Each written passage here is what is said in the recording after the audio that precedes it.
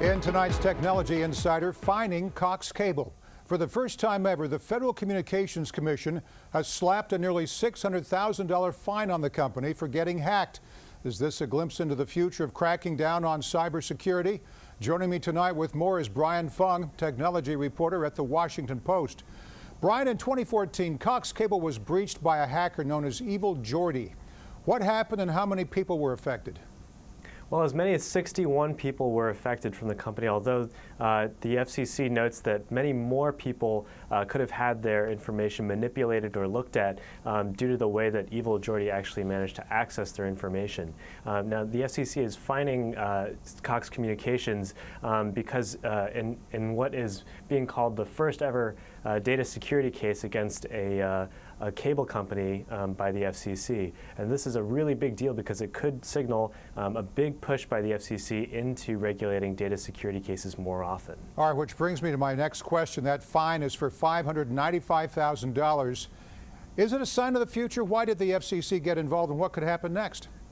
Well, the FCC has been really involved lately in regulating internet issues. You may remember back in February, the FCC approved a series of net neutrality rules aimed at preventing internet providers from speeding up or slowing down internet traffic. Right. This isn't necessarily a part of that, but it is sort of a broader move by the FCC to take on a bigger role in internet issues, particularly as the nation's networks become more important for the country's economy and for work and play. Brian, the FCC is also weighing in on privacy issues. The commission rejected a petition that would make it harder for internet companies to track their users. Why? Well, the FCC replied to a petition saying that the FCC should use its net neutrality authority to force Google and Facebook and other internet companies to honor a request by consumers not to be tracked online. Now, the FCC said that its net neutrality rules only allow it to regulate internet providers and not individual websites. That's a crucial distinction here as it seeks to defend its net neutrality rules in a big lawsuit that's due to go to oral arguments next month. Privacy advocates have championed an option that would prevent internet users from being tracked online, but the do not track option has gotten pushback from internet companies that argue data collection is useful. Now, the issue is part of a bigger debate about being anonymous on the web. Is that even possible anymore?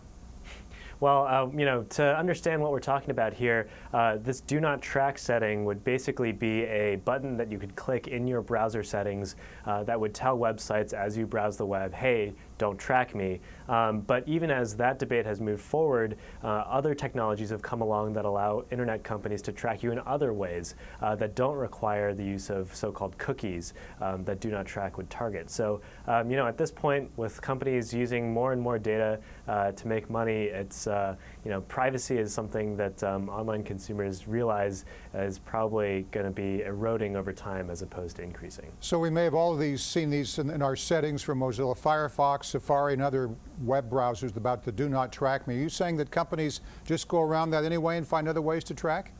Well, some websites do honor the do not track signal voluntarily, but that's certainly by no means the standard across the internet. And as I was saying, that a lot of companies have developed so-called cookie-less tracking technologies. For instance, there are ways that Google can monitor you without actually using cookies. That's been reported a number of times around the web. And then, there are other ways that that companies are trying to use data. For instance, AT&T has begun offering discounts to some consumers in select markets if they agree to let the AT&T monitor their internet habits so that they can be sold targeted advertisements.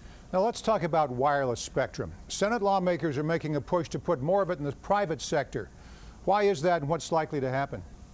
Well, to understand what's happening, we should back up and refer to last week's budget deal that President Obama signed. That deal had the administration trying to look for 20 megahertz of spectrum. That's the wireless airwaves that carry your mobile voice calls and mobile data. But this new bill that could potentially be introduced in the Senate would instruct the administration to look for another 30 megahertz of spectrum, as well as take some other steps to incentivize the federal government to give up their airwaves to the private sector. This goes back when email, internet, and everything became in vogue 20 years ago, then 10 years ago, who would have ever thought we would have had the Internet of Things, that so many things are hooked up that we may not even consider being hooked up to the Internet? Refrigerators, lamps, things at the house, alarm systems, of course. It's just going to get more and more, the world's going to get more wired. That's right. Well, and more wireless, actually, and that's exactly the point here, is that the Senate wants to make all of these wireless airways available for things like driverless cars, for the Internet of Things, for smart appliances, and mobile devices can't operate without this spectrum. So, as the economy moves towards a mobile-first mentality, consumers are going to need more and more wireless spectrum in order to take advantage of these tremendous innovations. It's a very good point. Brian Fung, technology reporter at The Washington Post. Thanks, Brian. My pleasure.